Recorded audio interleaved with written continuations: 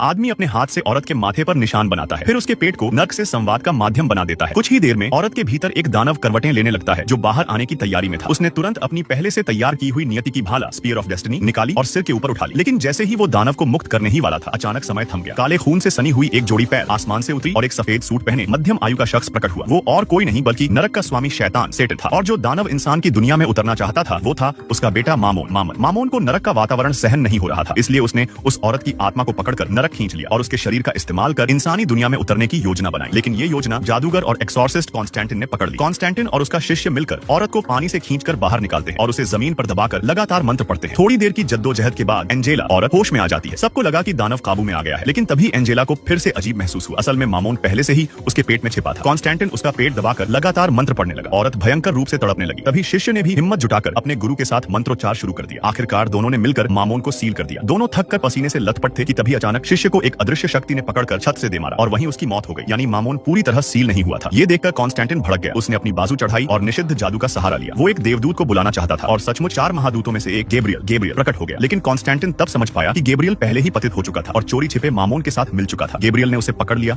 और एक हल्की सी सांस फेंकी, मगर वो सांस तूफान जैसी थी जिसने कॉन्स्टेंटिन को दरवाजे पर पटका। कॉन्स्टेंटिन लगभग बेहोश पड़ा था और गैब्रियल औरत के पास जाकर मामोन को जन्म दिलाने की तैयारी करने लगा। कॉन्स्टेंटिन ने पहली बार अपनी जिंदगी में ऊपर वाले से सच्चा प्रार्थना किया, लेकिन कोई जवाब नहीं मिला। तब उसने तय किया अगर ऊपर वाला मदद नहीं करेगा तो वो खुद ही सब खत्म कर देगा। उसने अपना धमनी काट ली ताकि अपनी जान देकर सब रोक सके। जैसे ही कॉन्स्टेंटिन की मौत करीब आई, खुद शैतान सेटन समय से पहले धरती पर उतरा, क्योंकि उसने वादा किया था कि वो खुद कॉन्स्टेंटिन की आत्मा लेने आएगा। शैतान खुश था कि उसकी फौज में एक नया खास सिपाही जुड़ने वाला है। यहाँ तक कि उसने कॉन्स्टेंटिन के लिए खुद आग भी जलाई। कॉन्स्टेंटिन ने चैन की सांस ली और शैतान से बात छेड़ दी। उसने कहा, तेरा बेटा मामोन अभी इसी कमरे के पास इंसानी दुनिया में आने की कोशिश कर रहा है। शैतान ने पहले सोचा कि कॉन्स्टेंटिन उसे बेवकूफ बना रहा है, लेकिन जब उसने कॉन्स्टेंटिन का गंभीर चेहरा देखा तो तुरंत कमरे की ओर दौड़ा। वो अंदर घुसा तो देखा कि वाकई गैब्रियल मामोन को इंसानी दुनिया में लाने में मदद कर रहा था। गुस्से में शैतान ने लड़की को पकड़कर अलग कर दिया, जिससे नियति की भाला जमीन पर गिर गई और मामोन की कोशिश नाकाम हो गई। गैब्रियल ने शैतान पर हमला करना चाहा, लेकिन उसकी मुट्ठी 1 सेंटीमीटर पहले ही रुक गई। असल में ऊपर वाले ने उसकी सारी शक्तियां पहले ही छीन ली थी। शैतान ने मामोन को सीधा नरक में वापस फेंक दिया और गैब्रियल को भी हमेशा के लिए खत्म कर दिया। फिर वो वापस कॉन्स्टेंटिन के पास आया। कॉन्स्टेंटिन ने शर्त रखी, मैं तेरे साथ नरक चलूंगा, लेकिन पहले उस औरत को बचाना होगा। शैतान मान गया। वो कॉन्स्टेंटिन को पकड़कर नरक की ओर ले जाने लगा, लेकिन तभी कॉन्स्टेंटिन का शरीर भारी होने लगा, इतना कि जमीन भी दबने लगी। अचानक पूरा कमरा पवित्र प्रकाश होली लाइट से चमक उठा।